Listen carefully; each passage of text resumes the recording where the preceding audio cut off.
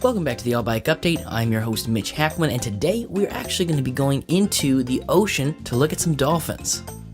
Actually, no, that's not what it is. There's a bike called the Dolphin. It's a bike called the Dolphin?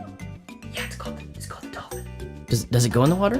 No, I don't think so. I mean, it is somewhat waterproof, but I don't think that's recommended. Okay, so then it's just going to be kind of like a regular bike review thing.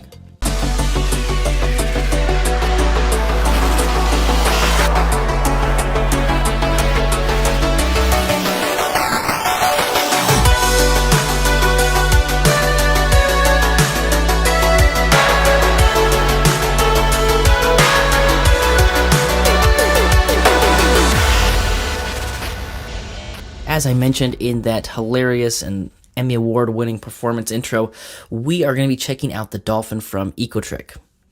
Now, the Ecotric is a very budget-friendly, folding, step-through e-bike. So that opens it up for quite a lot of people to A, be able to afford, and B, be able to fit on this bike. The Dolphin has this fun, almost playful vibe to it. We've got these dolphins going down the down tube here. And so when you look at the bike, it just kind of looks a little bit more fun, a little bit more lackadaisical, if you will. From a looks perspective, I don't really have too many complaints. I mean, it is what it is. It's a certain style of e-bike, but the rim tape we have on here is red. The rest of the bike is white and blue, so maybe if we had some light blue rim tape, that may just kind of bring the whole thing together. Sort of a nitpicky thing, but if we're talking about the looks, that's what I notice. Next, let's talk about who this bike might be for.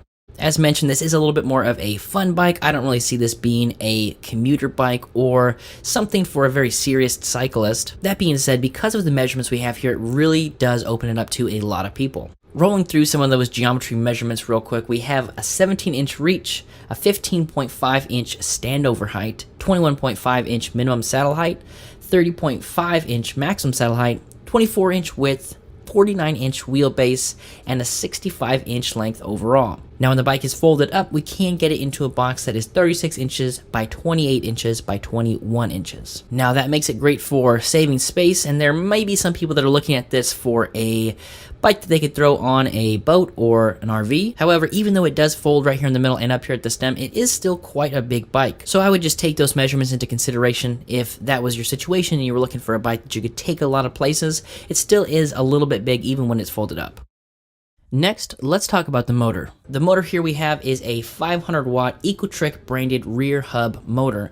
Now, this one was comparable to the other Ecotric motors we've tested in the past. I don't know if it was the controller-computer pair, but this one didn't seem to have quite the zip that most of the Ecotric motors did. So the keypad control we have here over on the left side is very similar to the Ecotric Vortex. However, I found the Ecotric Vortex was a little bit quicker off the line than the Ecotric Dolphin. Now, the motors are different. This is obviously the fat tire version, and you can tell it's a lot wider than the rear hub motor that we had for the Vortex. As far as road noise goes, it wasn't too bad. We have these big knobby tires, and so maybe that's covering up some of the noise we get from the motor. So in my opinion, it's very on par as far as noise goes with the other Ecotric motors we've tested in the past. I'm not sure exactly how many newton meters of torque we're getting with this motor either. It does seem like it was maybe a little bit on the lighter side as far as the torque is concerned. However, I'm not 100% sure, and I don't really have a good way to test that. Next, let's talk about the battery. So the battery we have here is mounted right behind the seat post tube, and it's a pretty common place for bikes of this design. There are a few advantages to having this type of placement with the battery. Number one, because this is a battery where the keys have to be in while we use it, this is going to keep it out of the way of us kicking it or dropping it. You're going to be able to put the keys in there, leave the keys in there, and it's kind of back there out of the way. The other advantage here is even though that our center of gravity here is going to be a little bit higher, it is going to keep everything in line with our spine and the rest of that force that we're putting down, making it a little bit easier to handle and balance. And the battery is a 36 volt, 13 amp hour, 468 watt hour battery. It takes about 6 hours for a full charge. Now, full disclosure, I didn't have to charge this one when it came with the bike, so I was able to ride it around kind of right out of the box. However, that is kind of the estimated, I believe it's like 5 to 7 hours, and so I just rounded it to 6. So based on the watt hours here, we should be able to get anywhere between 15 to 23 miles per charge on this battery. Now, that's not a whole lot. Again, it's a 36 volt compared to a 48 volt. We'd get quite a bit more mileage there if it was a 48 volt. However, this isn't a bike where you're going to have to be going long distances. Like I mentioned, not really designed to be a commuter. This is more of a fun run and gun kind of situation. Maybe you can use it to tow it around in the neighborhood, head down to the seawall, things like that. And so in my opinion, the range isn't necessarily a huge deal because what you're going to be using this bike for primarily doesn't really require you to have that much range to begin with. One of the disadvantages of having the battery mounted behind the seat post tube here, especially where I've got the seat, to be comfortable for me, I found that I had to either pull the seat way out and the battery just kind of fit out, or I would have to take the seat off completely. And this is something you would never run into if you just kept the battery on the bike and you just charged it in the frame. However, if you wanted to take the battery out, charge it inside, you would just have to keep that in mind that you'll probably have to move the seat up and down. So it can be kind of annoying. It does come with a quick release, so this isn't something where you're gonna have to bring out an Allen key every time. You can just loosen it, pop it out, and you'll be good to go. Next, let's talk about the brakes. So the brakes we have here are these 160 millimeter discs. We've got these C-Star mechanical brake calipers here. Now, where this bike is at this price point, what you're going to be using it for, keeping in mind that 20 miles per hour top speed, mechanical disc brakes aren't really a huge deal. Could we add hydraulic disc brakes to this in the future or future models? For sure, but I don't think that it really brings anything to the bike that we necessarily need. And I would imagine that would bring up the cost a little bit here. So keeping those costs low, staying with mechanical disc brakes, not really a huge deal to me on this particular bike. Now, right out of the box, after I installed everything, the discs and the calipers, they worked really well. I didn't really have to finagle it too much to get it to not be rubbing on the brakes. However, when you do use the brakes in regular use, you're going down the road 15, 20 miles per hour and you go to put on the brakes, they were quite loud. They definitely had quite a screech to them. And again, it's not when you're riding around, kind of just annoying all the time. It's just when you go to use the brakes, it can be a little bit, screechy. Next, let's talk about the gears. So the Dolphin is a 7-speed bike, and up here on the right-hand side, we have got this Shimano SIS index shifter. You guys know I'm a big fan of these. Super easy to use.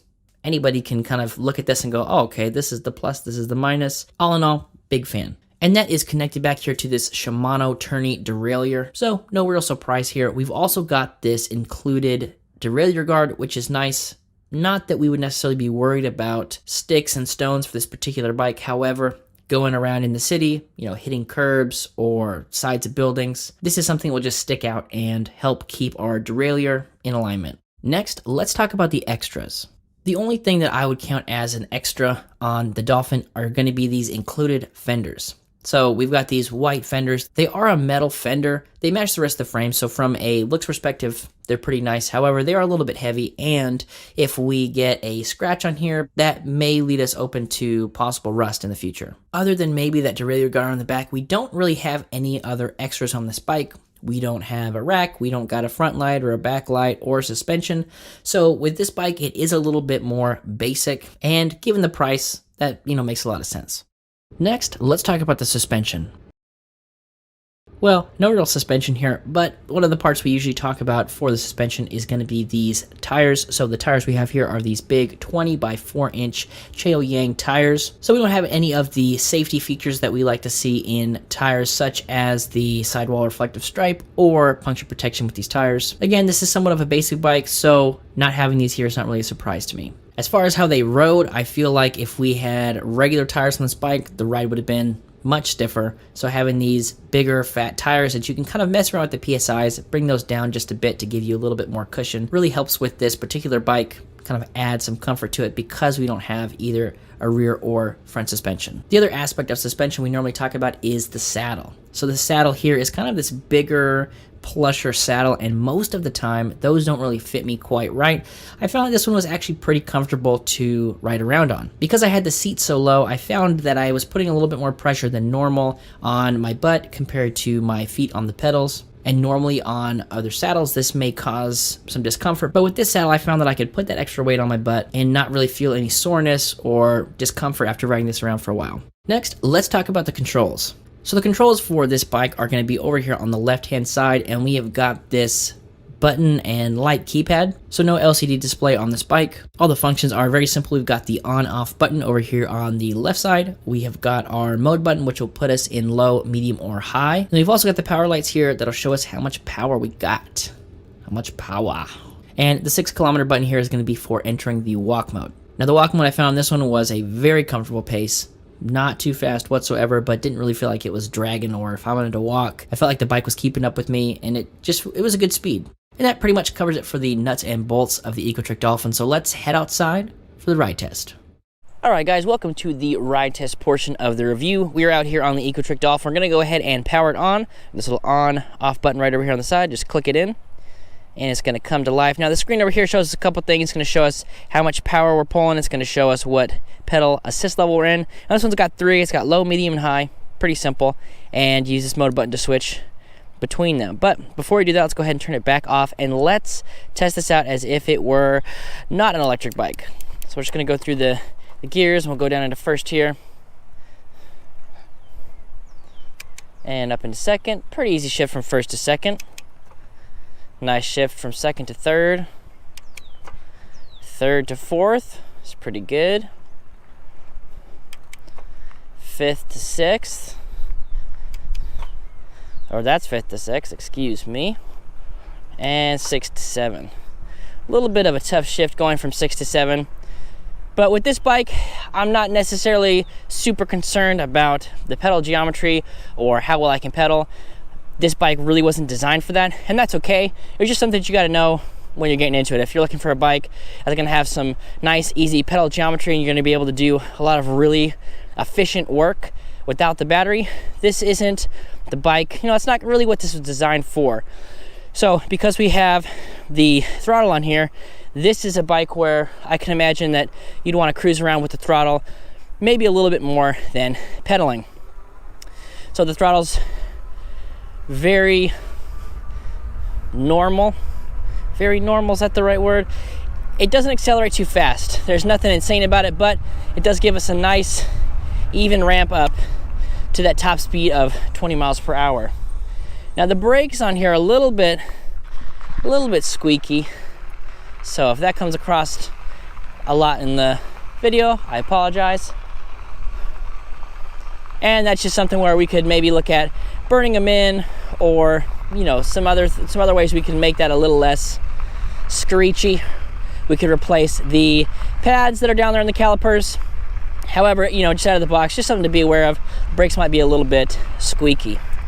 So we do have these 20 by 4 inch tires, and they're handling this gravel pretty good. Now this is kind of like a sand-packed gravel overlay sort of bike trail, and this is pretty much perfect for what this bike's capable of doing. Obviously, you know, it handles itself well on the pavement and in the neighborhoods and things like that, but when you're on kind of this semi-paved, you know, definitely taken care of hard-packed trail, those big nice knobby tires that we get are you know, they're doing their job down there.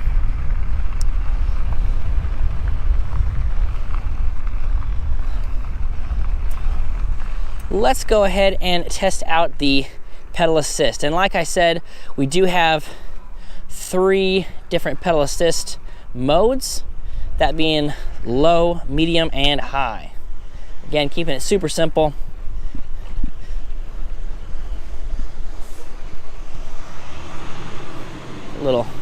Got some nice little curves over here.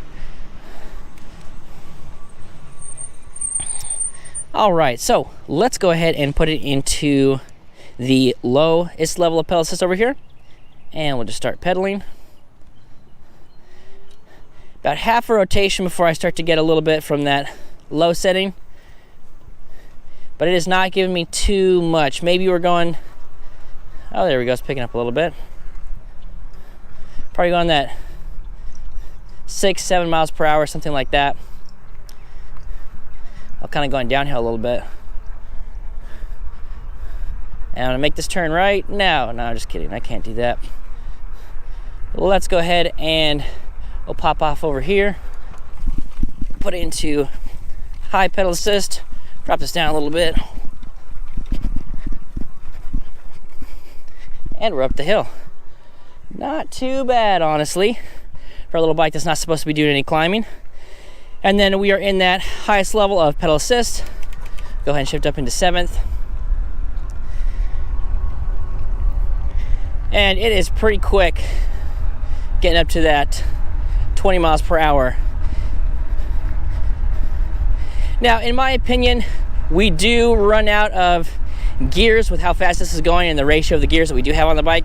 So there is a little bit of just kind of my feet are just pedaling, and I know I'm not really doing anything for propelling myself forward at that point. So maybe you're pretty good up until that 15, 16 mile per hour, probably close to that 15 mile per hour. And again, that's just an estimation because we don't have a display that's going to show us exactly how fast we're going on this bike.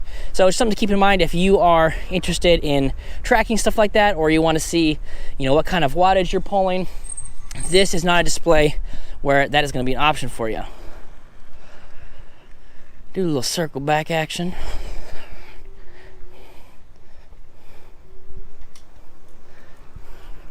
A little bit of delay with the pedal assist there. So I found that there's a couple times where I'll have a little bit of a delay starting with the pedal assist, but I haven't had any issues with a delay in stopping the pedal assist, which in my opinion is probably where some of these bikes may get into the most trouble. So if you're going and you want to stop, it's like half a second to a second before the motor's going to cut off.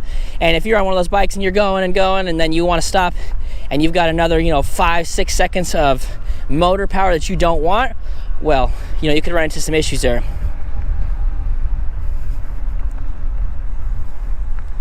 And with these ones, we do have brake inhibitors. So that means, like, even if I'm pedaling and getting juice from the motor, as soon as I hit these brakes, even though I'm still pedaling, the motor is going to cut off. And again, just another little safety thing. So for my opinion, a little bit of a delayed start on some of these takeoffs. However, where it matters probably the most from a safety perspective is if it's going to stop when I want to stop, and it does that pretty good.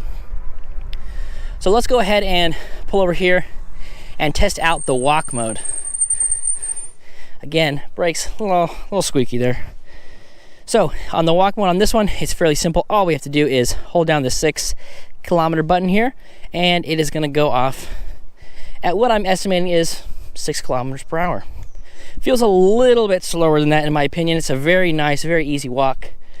So nothing that you'd have to be in really great shape to keep up with, where we've seen with some of those, sportier mountain bikes where they have like a 6 to 7 miles per hour walking speed, and that's kind of crazy.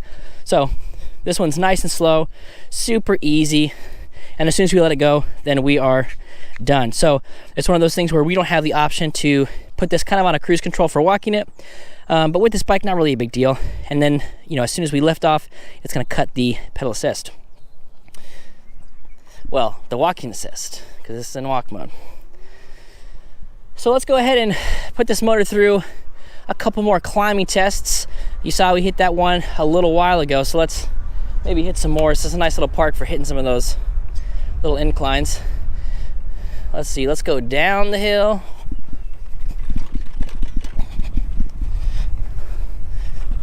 Handled itself pretty well.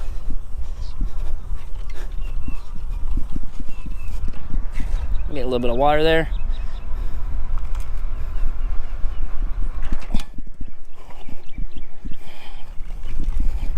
That's like some BMX action right there. Gotta hit that again. But I can't be scared of it. Gotta hit that. You gotta hit it pretty hard there. Pretty sharp. Ooh. Ouch. Those brakes. Having a blast running through this water. All right, let's hit it.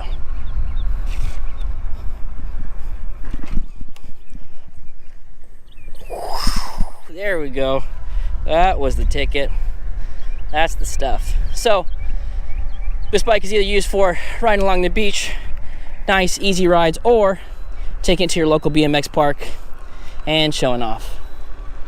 The last part was a joke. I don't know if the humor comes across all the time in these videos, but that is a joke. Do not take this to a BMX park for a few reasons. Mainly, there's no suspension here, and this bike was not built to withstand those sort of brutal treatments. So let's go ahead and hit this other little jump here. Throttle only. Gonna hit this bad boy. And a little bit of assistance from me there, but not too bad.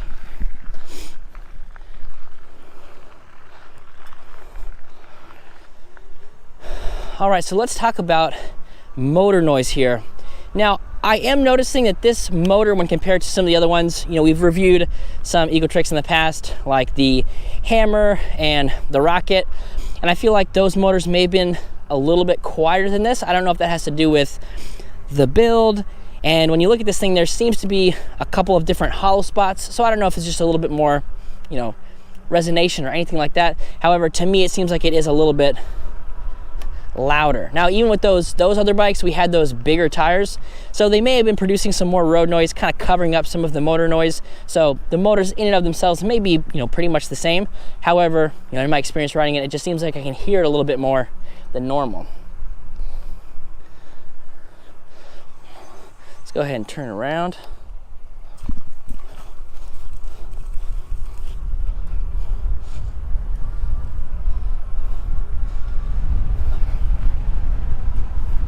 Now we're just cruising. So with a bike like this, price where it's at, you're definitely looking at a lot of budget choices here. As I mean, you know, the display I think is a good example. We've got a display that doesn't really show us too much. It is super simple, very easy to use. So if this was going to be your, you know, your first e-bike, or you weren't really worried about, you know, kind of the watch you're pulling or speed or anything like that, then it's not really that big of a deal. However, if that's something, again, like I mentioned, you know, you're interested in, then you'd have to look at probably a different option here. We've got this Shimano SIS shifter on the right side, which I'm a big fan of. I always mention that I'm a big fan of them. I don't know if I'm their biggest fan, but maybe I am. I don't know. I like them. They're super simple, easy to use. Never had any issues with it. I have a mountain bike that I'm putting together, a little custom build action, which I may make a video on here in the next little bit.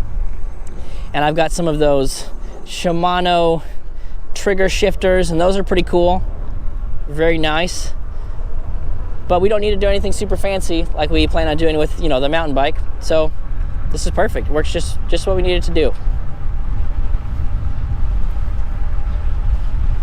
Let's see how she handles herself around these corners going top speed here. That one, actually, that looked a little bit too sketchy. Oh, that was a branch to the face. Good thing I'm wearing my helmet. Oh, look, it's a garage sale. We could turn this into a garage sale bike review. We could go and review the garage sale. We could trade the bike for some goodies. Maybe some vintage camera lenses. You never know what people get up to around here. You just never know.